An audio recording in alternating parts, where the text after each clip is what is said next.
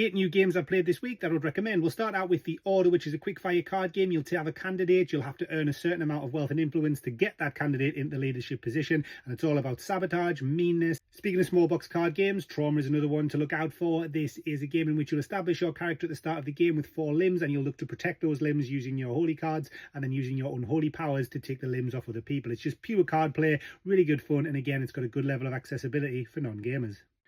Right is one of my favourite games of the month. It's an asymmetrical tactical warfare game. There's 5 completely new factions. You lay out the hexes to create your map, which is going to be different every time, and then you battle to take control. Every faction has a different objective, so what that means is that this game's going to feel different every time. If you like things like Root, you're going to love Right.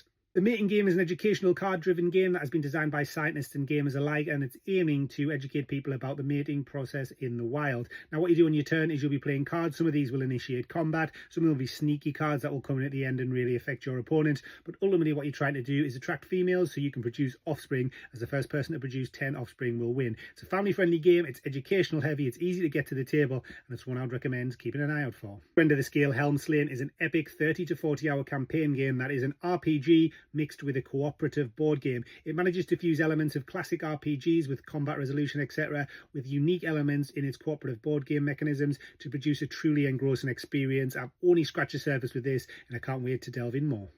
I've also loved spending time with Space Missions this week, which is a mid to lightweight Euro in which you're trying to be the first space agency to put man on the moon. It's set in the 1960s, and what you're trying to do is build spacecraft, get fuel, get resources, and train your astronauts to be able to complete space missions. It's all about efficiency, it's all about timing, and it's going to appeal to fans of Euros. One of our favourites this month has been Making Monsters. This is coming to crowdfunding soon as well. I would liken this to Quacks of Quedlinburg. What you're doing in the game is bag building and push your luck. You are trying to get the right limbs and the right resources you need to be able to score your monsters. But what I love about this game is the rotating wheel at the centre of the board. Think about Fromage, how that wheel rotates. This does the same. So this will affect what rewards are in front of you. So you might want to time when you cash in your monsters based on what rewards are there. Really good, really interesting game, and one I would definitely recommend keeping an eye out for. Polka is next, and this is coming out just in time for Halloween on crowdfunding, and this is a game where the box doesn't really do it justice, although the box is quite nice. What you do when you get this game is you get graves and you put them around the board in a circular pattern, and then you're trying to build 3 skeletons in order to win the game.